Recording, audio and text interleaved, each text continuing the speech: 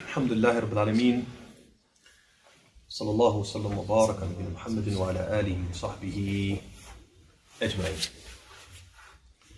So this evening, I wanted to say a few words on the virtue of being there for our fellow Muslims.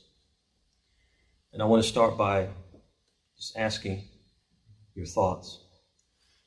What does it mean to be there for a Muslim, or be there for someone? Support him. Support, Ahsan. Maybe to have their back, maybe if they do something wrong, you have them oh, don't do this, you should be doing this. Mumtaz, that's good. All right, being there for a Muslim. Anybody else? I want to use the Hadith of Rasul sallallahu alaihi wasallam, al-mu'minu mir'atu akhi. MashaAllah. So he's a reflection of his brother, which means that one of us, if he went to the mirror, why do we go to the mirror? So we can look at ourselves. Well, okay, are we just looking at ourselves? Just look at ourselves, or is there a reason why we're looking at ourselves? We want to make sure our hat isn't crooked, right? We want to make sure there's no crust in our eyes, right? So your brother is kind of there for you, or there to say, hey, that doesn't look right. That doesn't sound right. You shouldn't do that. Yeah, it's good. Yeah.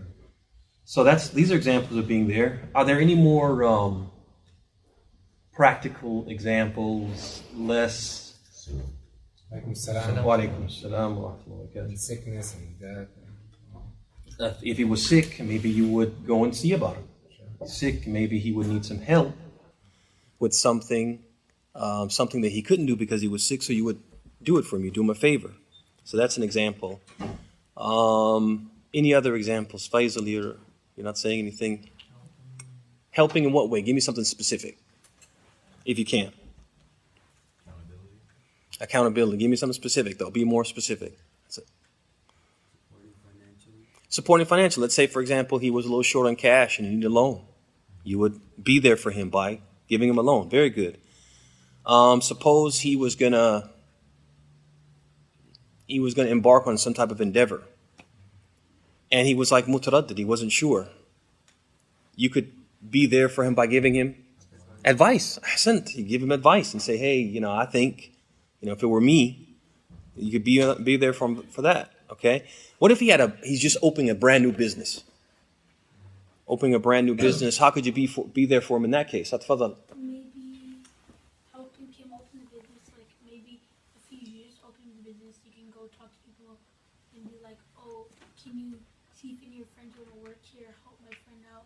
Ahsant. So you could do some advertising for him. You could help him find employees. You could also patronize. You could patronize, right? So these are ways that you can be there. These are all various ways. All of these are good examples of being there for a Muslim. So what I want to do is talk about this very important aspect of our faith and draw from a hadith collected by Tabarani, rahimahullah ta'ala, on the authority of Abdullah ibn Umar.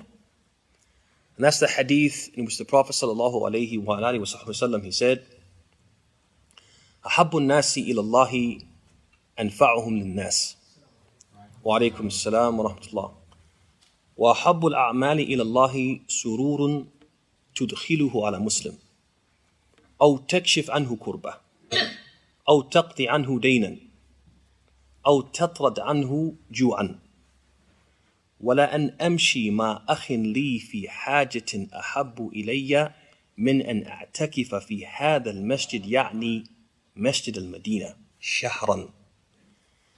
ومن مشى مع أخيه في حاجة حتى أثبتها له أثبت الله عز وجل قدمه على الصراط يوم تزل فيه الأقدام. وإن سوء الخلق ليفسد العمل كما يفسد الخل العسل. So in this hadith, the Prophet sallallahu alayhi wa alihi wa sallam, he said, the most beloved people to Allah are those most beneficial to other people.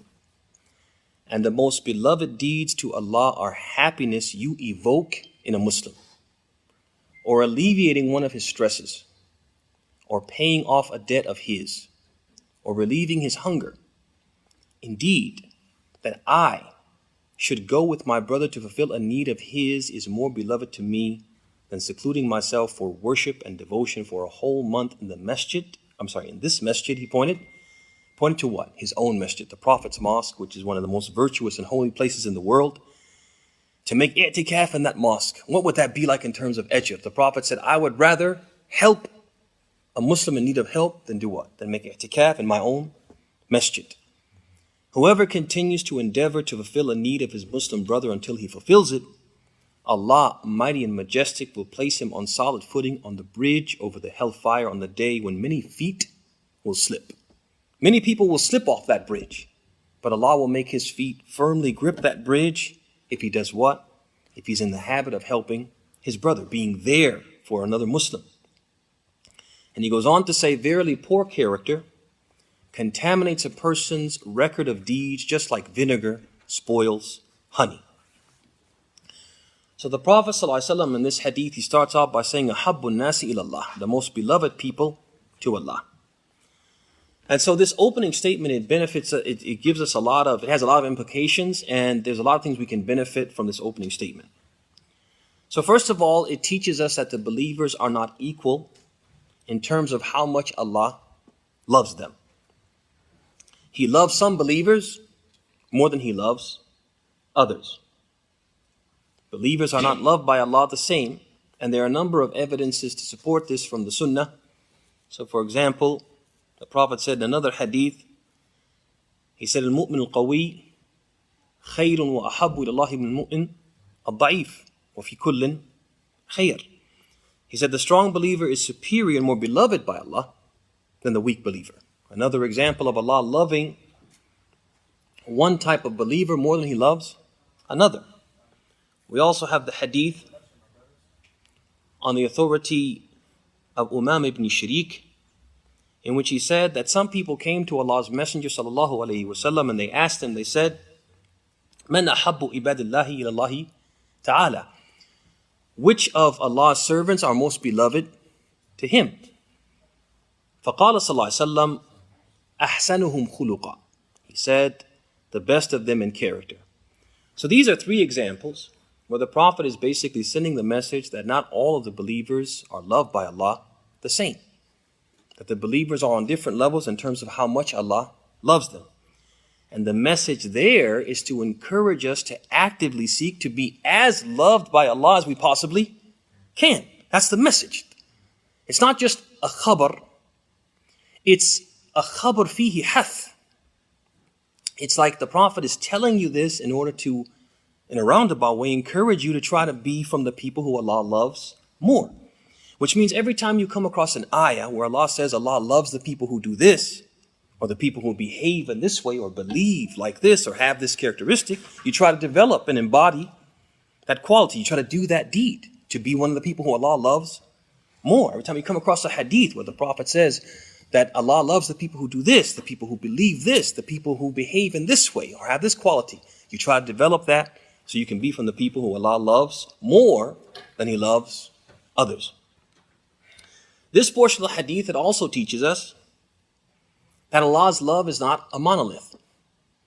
It is not a solid, uniform, indivisible mass. That either you possess all of it, you possess it in its entirety, or you lack it in its entirety. That's not how Allah's love works. That either you have all of it or you have none of it. That's not how it works. That's what the Prophet is telling us in a roundabout way. Ahabbun nasi ilallahi anfa'uhum lin-nas.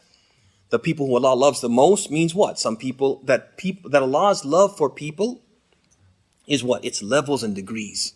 It varies in size and degree, depth and breadth based upon His wisdom and His will. It's not arbitrary. It's not that just some people, they get to be loved more than others by happenstance, by luck. No, there's something that they're doing to deserve that love. There's a wisdom behind it. It's not arbitrary. So now, this right here, it responds to a common debate that is being had right now amongst some Muslims. And that is, for example, they'll say something like this. And I'm not saying they should say this, but this kind of thing gets said. A sister who wears hijab, is she better than a sister who does not wear hijab? A man who prays, is he better than a man who doesn't pray? A man who prays in the mosque, is he better than the man who prays at home? People will ask these questions. And some people will get offended and say, oh, we're all the same. And Allah loves us all the same. As long as we're Muslims, we're all loved by Allah the same. No, that's not the case. That's not what the Prophet is telling us right here. Ahabbun nasi Allahi anfa'uhum linnas. There's some people who are closer to Allah. He loves them more because of something that they do. That these things that we do, they mean something. And we shouldn't think that it doesn't matter. As long as you have the name Muslim, we're all equal. No, we're not all equal. Some of us are superior to others. Not that we brag and boast and stick our chests out and say, I'm better than you. But we have to understand that in the eyes of Allah, and it is His view that matters, His perception that matters, in the eyes of Allah, some believers are more beloved, they are more superior, and it's because of something, some characteristic they have, some deeds that they do. That's what it is. And we have to understand that and acknowledge that. This part of the hadith, it also teaches us that Allah's love is not unconditional. I actually heard recently, I was watching a lecture, and the person who was giving the talk, he said Allah's love is unconditional. He says Allah's love is unconditional, but the Prophet is telling us otherwise. Allah's love is not unconditional. If it were unconditional, there would not be people who Allah loves and who He doesn't love. You wouldn't have verses where Allah subhanahu wa ta'ala says, for example, Inna Allah la yuhib al-mufsideen. Allah doesn't love the people who commit corruption. La yuhib al-zalimin, doesn't love the people who oppress. La yuhib al-musrifeen, the people who transgress the bounds and exceed the limits. La yuhib al-kha'ineen, doesn't love the people who are treacherous. You wouldn't have verses like that if Allah's love were unconditional. There wouldn't be people He loves and people He doesn't love. There also wouldn't be people who He loves a little and who He loves a lot. You guys see that? If Allah's love were unconditional, everybody would be loved the same. So Allah's love is not unconditional. There are conditions. There are conditions. There are characteristics tied to it. And the more those characteristics we amass, the more Allah will love us. The Prophet goes on and he says, أَنْفَعُهُمْ لِلنَّاسِ, the most beneficial to other people. Now this wording is general. And it should be understood accordingly, meaning the people who are most beneficial to other people in any way, shape, or form that encompasses. They could be beneficial to other people spiritually. So a person, he gets in the company of other Muslims and he does what? He raises their iman. Maybe he says something, maybe he encourages them, but he lifts them up spiritually, raises their iman spiritually. That person is beneficial to people. And therefore, he's one of the people Allah loves more than others. He could benefit them intellectually. He could teach them something, educate them, take them from this level of understanding to this level of understanding through what? Through his teaching. And he would be benefiting in that way. He could be benefiting them financially. He could be a person who yatasaddaq. He gives charity and helps people in difficulty and financial distress. So he would also be min anfa'uhum, min anfa'an nas, right? Min ahabba nasi ilallah, li'annahu anfa'uhum lin-nas, right? He benefits the people. Also, he could benefit them emotionally. He could be a person who consoles people when they feel down and they feel in distress, or they feel depressed, or they feel sad. He consoles them. He tells them it's going to be all right. He helps people what? Emotionally. He could help them physically. Person, his car breaks down. He's on the highway and he has a flat tire. And he calls something. He says, hey, I need help. I can't change this flat. And he comes and he helps him physically to jack up the car and to change the flat tire. So he's in this way, he's benefiting the people, but benefiting them in what? A tangible, physical way. So these are all examples, and all of them are applicable to what the Prophet said when he said, "Ahabbun nasi Allahi anfa'uhum lin-nas." Then he said, now here in this first sentence, the Prophet speaks about people that Allah loves more than others. Then the Prophet shifts, wa alaykum as-salam wa rahmatullah. He shifts, and now he's going to talk about deeds. The most beloved deeds. So he says, wa habbul a'mali ilallah. The most beloved deeds to Allah. That teaches us, just like we learned previously that all the believers are not equal in terms of how much Allah loves them. It's teaching us now that all deeds are not created equally. That some deeds are more beloved to Allah than other deeds. And this, again, the Prophet in this way is incentivizing us. He's implicitly incentivizing us to do those deeds which are most beloved to Allah. Not to be the people who they do the deeds which are most beloved to them.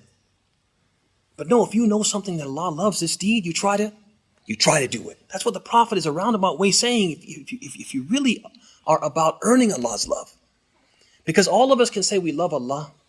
What we should want is for Allah to love us.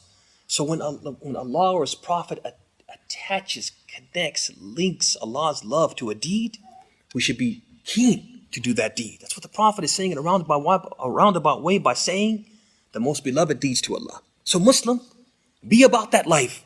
Be about that deed. Because don't you want to earn Allah's love? It's as if the Prophet is saying that to us.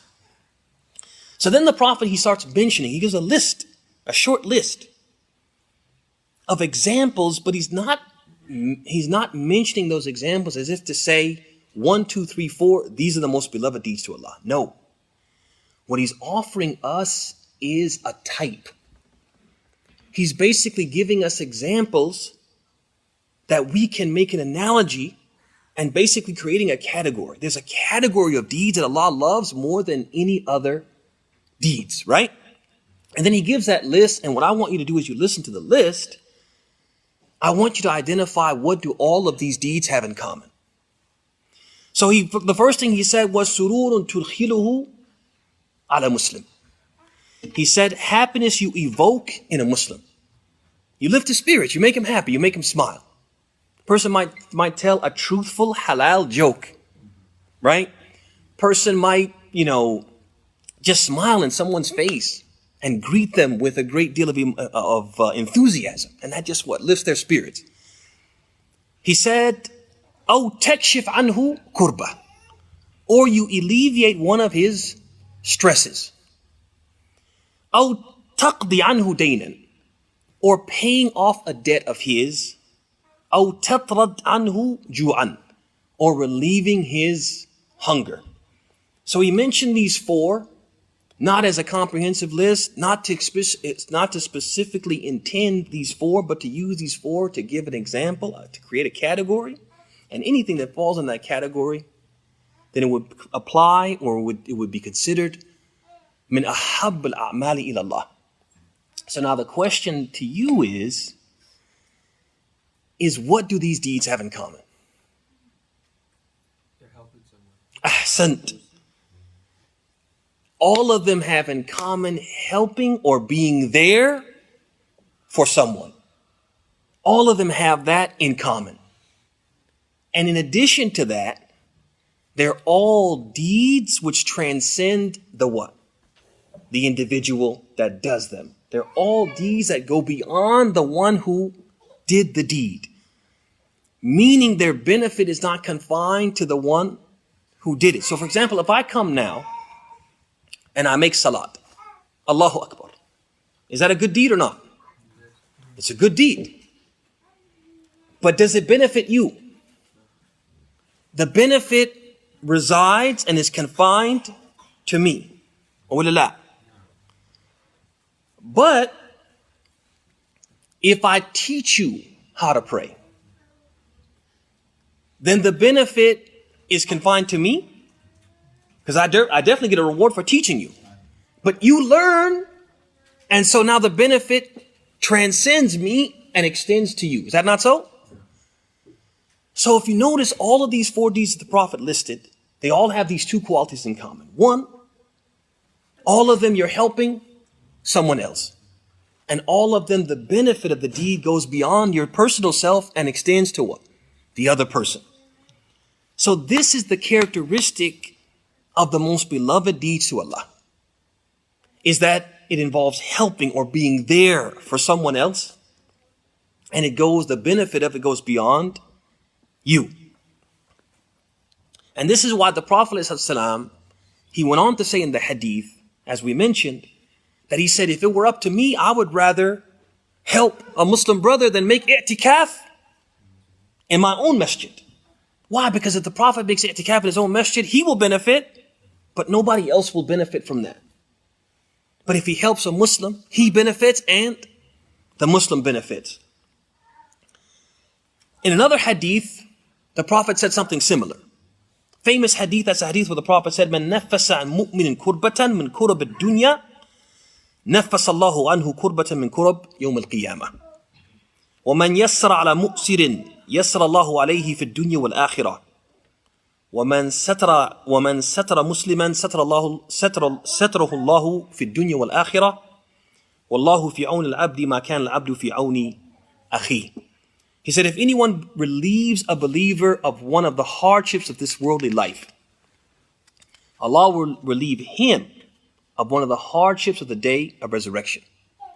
If anyone gives respite, gives a moratorium, gives an extension to one who is indebted to him and is unable to pay at that time, he gives him an extension. He says, okay, the amount is due. He says, I don't have it. He says, okay, I'll give you 3 months.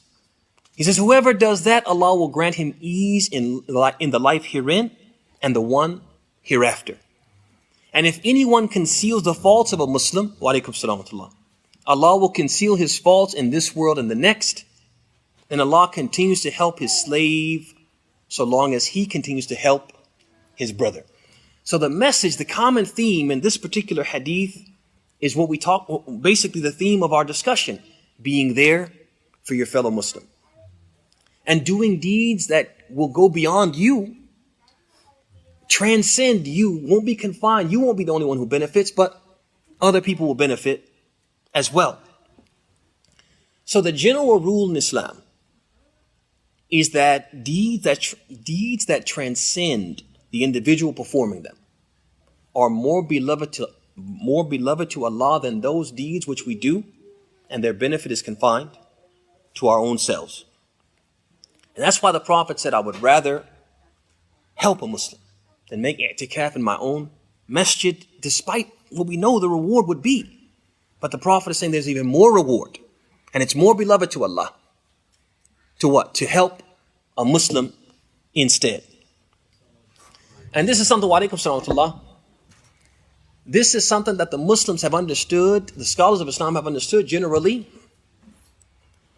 that they took from these nusus and other nusus that this is the general rule in Islam.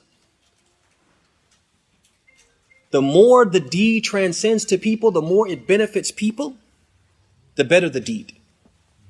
And one example of this is that Imam Ahmad rahimahullah ta'ala was asked by one of his pupils. He said, "Ar-rajulu yasumu wa yusalli wa ya'takif. Ahabbu ilayka aw yatakallam fi ahli al-bid'ah." He said, a man who fasts and prays and makes i'tikaf, he secludes himself in the mosque, would you prefer that or a person who refutes the people of innovation? People make up things in the deen of Allah and they misguide people by doing so. And somebody comes and says, hey, that's what that person said is not right. Don't follow him. The truth is such and such and so and so. And people are about to be misguided, but because of him speaking, they're guided aright. Would you prefer that that person prayed and fasted and made i'tikaf, or that he called people and invited people to the sunnah and away from al-bid'ah? So Imam Ahmad, he responded, he said, إِذَا صَامَ وَصَلَّى وَاعْتَكَفْ فَإِنَّمَا هُوَ لِنَفْسِهِ. He said, if he prayed and fasted and made i'tikaf, only he would benefit from that. The benefit would be confined to himself. But if he called to the sunnah and refuted the innovations and the innovators so that people wouldn't be misguided by them, he said, فَإِنَّمَا هُوَ لِلْمُسْلِمِينَ. This will benefit the Muslims at large. هَذَا أَفْضَلُ. This is better. Now, notice at no point did he mention a nas. Did he say that the Prophet said it's better to refute? He never said that. But basically, where is Ahmed taking this from? The general principle that when a deed transcends you, it benefits more people, it goes beyond you and benefits multiple people, at least one other person besides you. That's always better than a deed that just benefits you. And so here, I want to make it or bring it to the practical level now. Brothers and sisters, we get chances every day. We're afforded opportunities by Allah subhanahu wa ta'ala every day to be there for our brothers and sisters in Islam, to help them in one way or another. Usually by doing something that doesn't cost us what? Doesn't cost us a cent. But the question is, when we get these opportunities, do we seize these opportunities? Do we see them as golden opportunities to do the most beloved deed to Allah? Do we, or do we just like, man, this person's just asking for something else? You know what I mean? People always asking for stuff. Like, people should just do their own thing and take care of their own selves. Sometimes we look at it like this and we don't really see that this is a golden opportunity, right? I'll give you some examples ala ujala. Just smiling at someone and saying something nice. How many of us miss out on this opportunity? Just that. In many cases, we don't do that. We see each other every day, especially now in the month of Ramadan. And how many opportunities have we had to just smile and say, Assalamu alaikum, how are you doing? How's your day going? Right? How'd that exam go? Right? How'd the job interview go? Just smiling and say something nice. Do we seize the opportunity? A lot of times we don't. Doing a small favor for somebody. Again, doesn't cost you anything. Somebody has a new business. We talked about this earlier. And he says, hey, can you share my business card? I'm going to give you like a few of them. And when you just meet people, just share my business card with people. Person, he has some flyers for his new business. And you have a business. You have this big counter in your reception area. He said, hey, I just want to lay these flyers here. So when your customers come, they'll see the flyer. Let's say, for example, he has a landscaping business. They'll see the flyer. Maybe they need some landscaping. They'll take the flyer and they'll give me a call and just want to lay the flyer. I'm asking you honestly, what is it going to cost you for him to just lay the flyers on the counter?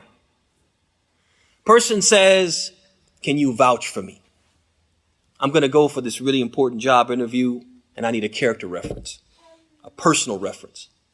I was wondering, can I give your number to the employer? I mean, how easy is that? Or they're not even going to call you. They're just going to send some generic email with like open fields. And you just have to type in a couple of things and send it back. Somebody says something as simple as that. And a lot of us, we're given the opportunity to do something simple. It doesn't cost you a cent and we won't take the opportunity. We'll make excuses. We'll give the runaround. I remember one time, personal example, that I asked somebody for something simple like that. Like, hey, could you just share this information with some of your contacts? And he said, these types of things take time and, take a lot of effort and, Allah will, open doors for you. And so I said, brother, I believe in all that, right? I get all that. I'm just asking, could you share with the contacts? Yeah, see, one time I was trying to this one endeavor and I did this. And I mean, this is a text conversation. Back and forth and negotiating. And he told me, he said, we just have to put our trust in Allah. I said, yeah, akhi, jazakallah khair. I know a little something about trust in Allah, tawakkul, and it's two things. Tawakkul is employing the permissible means, like asking someone with clout to vouch for you. That's employing the permissible means. And it's also putting your trust in Allah that the means aren't going to bring about the result. Allah is going to bring about the result. That's why the Prophet told the man, he said, "I'qilha wa tawakkal." He said, tie it up and put your trust in Allah. So I said, there's no contradiction between what I'm doing and putting my trust in Allah. And he wrote back, exactly. I said, okay, what does that mean? Are you going to do it or not? So the point I'm trying to make is that this was an opportunity for him that he didn't seize. It's just like I said, hey, can I just put these flyers? You got this big long counter, nothing on it. Big long counter in your reception area. And can I just 8.5 by 11, can I just take this little corner here, put my flyers there? Person says, no, you can't do that. It's like I said, it's an opportunity. It doesn't cost you anything, no skin off your nose, but some of us don't seize the opportunity to do these small kindnesses for others. Another example, alaikum salam wa rahmatullah. Another example, just listen. Just listen. Brother, sister just needs to talk. Having problems at home. And I just need to talk. I just need somebody's shoulder to cry on. You know, wife did this and this, husband did that. And they just want you to, usually in these situations, you don't have to say anything. You just sit there. Really? What? And then at the end of that, they're like, oh, thank you so much, man. I appreciate all your help. Help? I didn't say anything. I didn't do it. They just need to vent. Some of us can't do that. We can't even do that. One last example. Share something that you have that you don't currently need. Person's got like 3 lawnmowers. Neighbor says, hey, can I borrow one to cut my grass? Like, I don't know, man. I don't know if I can spare it. Man, you know, you just never know. I might get out there and one of them break down. Yeah, but you have 3 of them. So the point I'm trying to make is that these are the opportunities we get every day. And we don't seize the opportunities to be there for a Muslim. For a Muslim. And do the most beloved deed to Allah. Just being there for a Muslim. Then the Prophet, he closed the hadith by saying, وَإِنَّ سُوءَ الْخُلُقِ لَيُفْسِدُ الْعَمَلِ كَمَا يُفْسِدُ الْخَلْ الْعَسَلِ. He said, verily, poor character contaminates a person's record of deeds just like vinegar spoils honey. Make the connection for me. Somebody make the connection. The Prophet's talking about the most beloved deeds to Allah, the ones who does this and try to help a Muslim like this and does this to help a Muslim. And if it were me and I had the choice between i'tikaf and helping a Muslim, I would help the Muslim. Then he closes the hadith by saying that bad character can ruin, spoil your record of deeds like khal, vinegar, can spoil honey. Draw the connection for me. Make the connection somehow. Who can make it? How are they connected? Because they're not just totally disconnected. They have nothing to do with each other. Somehow they're connected. Fadl.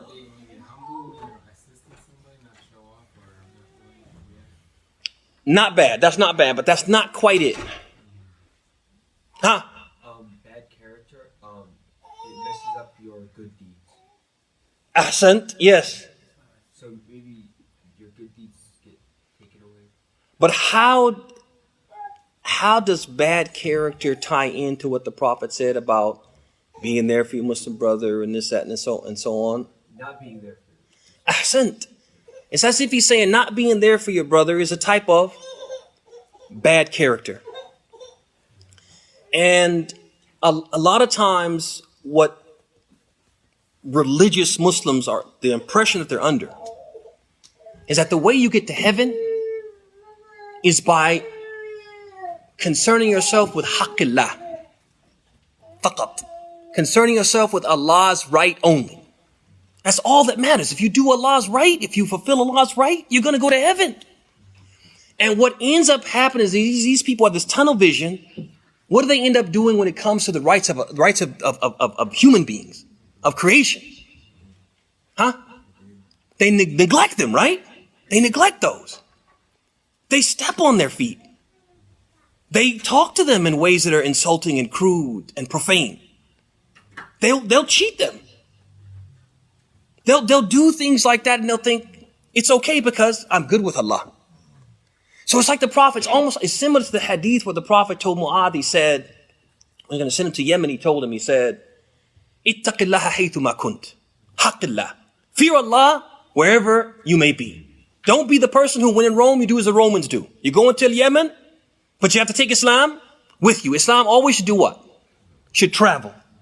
It shouldn't be, well, I leave Islam home, and then when I go to other places, I act like a non-Muslim. No, Islam is supposed to travel with you. Ittaqillaha haythuma kunt. Be a Muslim wherever you are. Fear Allah wherever you are. وَأَتْبِعِ الْحَسَنَةَ السَّيِّئَةَ تَمْحُهَا. And follow an evil deed with a good deed, it will wipe out the evil deed. Again, because you're not going to be perfect. Even though you try to fear Allah as much as you can, there's going to be mistakes you're going to make. And when you make those mistakes, the way you make up for it is by repenting and doing good deeds that will wipe out the evil deeds. Haqqillah again. Then he said what? وَخَالِقِ النَّاسِ بِخُلُقٍ حَسَنٍ. And when you interact with the people, be on your best behavior. Have exceptional character, as if to say, Mu'adh, it's not just about haqqillah. Because you haven't fulfilled haqqillah, if you haven't fulfilled haqq al-ibad. If you haven't fulfilled the haqq of the people. You see that? Prophet is saying the same thing here. He said, oh Muslim, you think you're religious because you pray and you fast and you give charity and you're always in the first row in the masjid, right? Because you grow a big beard and your thobe is short. You think, oh, I got 1 foot in heaven already. That's what you think. The Prophet is saying, but you're doing all these good deeds and you're observing haqqillah. But he's saying that in the su'al khuluq, if you deal with the people poorly, la yufsid, it's gonna what? Take from those good deeds, and you think you're amassing good deeds, but really what?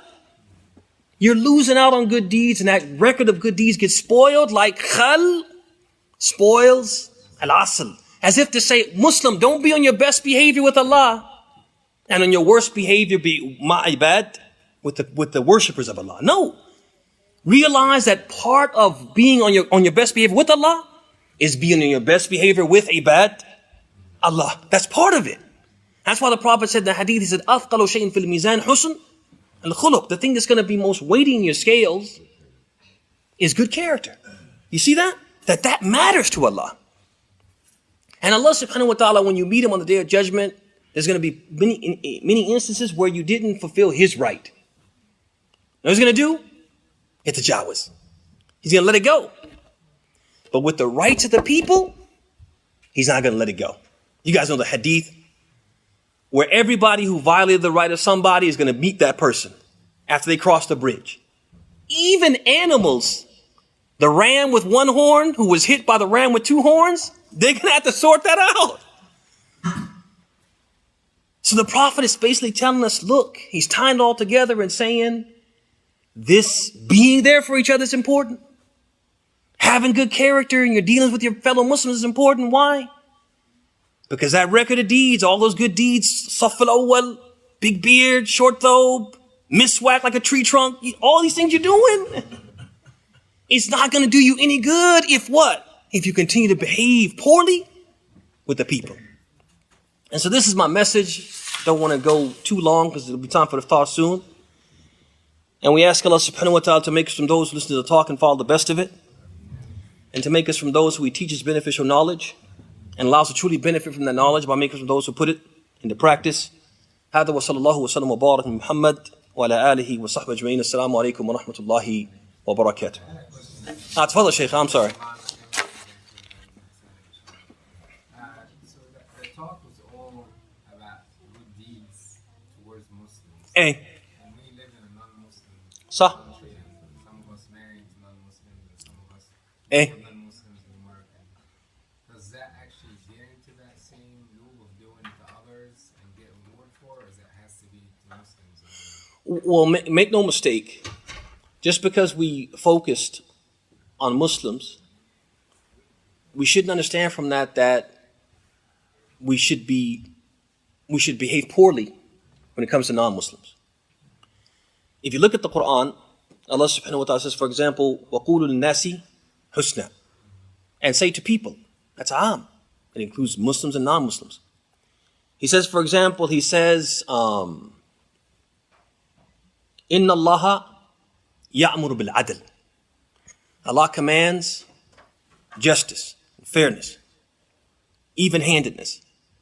But if you notice the ayah, Allah subhanahu wa ta'ala doesn't mention who's supposed to do justice, to whom justice is supposed to be done, in what circumstances and situations justice is supposed to be done. So the scholars took from that what? Al-adlu wajibun ala kulli ahad. Ma kulli ahad fi kulli shay. Muslims and non-Muslims. See that? Allah subhanahu wa ta'ala also says, La yanhakum Allah. عن الذين لم يقاتلوكم في الدين ولم يخرجوكم من دياركم أن تبروهم وتقسطوا إليهم إن الله يحب المقسطين. He says Allah does not prohibit you, Muslims, when it comes to those people those non-Muslims who have not fought you and they didn't expel you from your homes, to be what? To be kind to them and to be just in your dealings with them. Allah loves those who are just. So we focus specifically on the Muslims because they have the most rights on us and they are awla. And unfortunately, to your point, is that because we live in a non-Muslim society, what happens sometimes, the whole equation gets turned upside down. So Muslims are extra nice to the non-Muslims and extra nasty to the Muslims. That's not how it should be.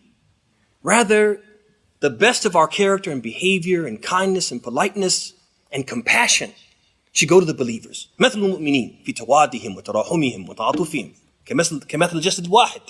Right? So we emphasize the believers because, unfortunately, because we live in a non-Muslim society, unfortunately, a lot of times we don't really behave with each other the way we should. And so we emphasize that, but we shouldn't understand from that emphasis that means that now we're not kind. Especially like you said, if basically, technically, these non-Muslims have become your relatives, your in-laws, etc.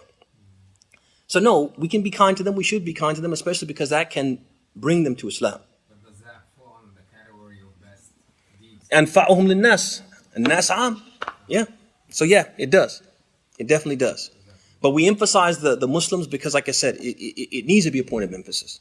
Because the Prophet Allah subhanahu wa ta'ala even says, he says, Muhammad Rasulullah والذين معه أشداء الكفار رحماء بينهم. There's emphasis on what? The believers, right? طيب. Barakallahu feek, Sheikh. Any other questions, comments? Let's get it. Let's get that iftar. وصلى الله وسلم وبارك على نبي محمد.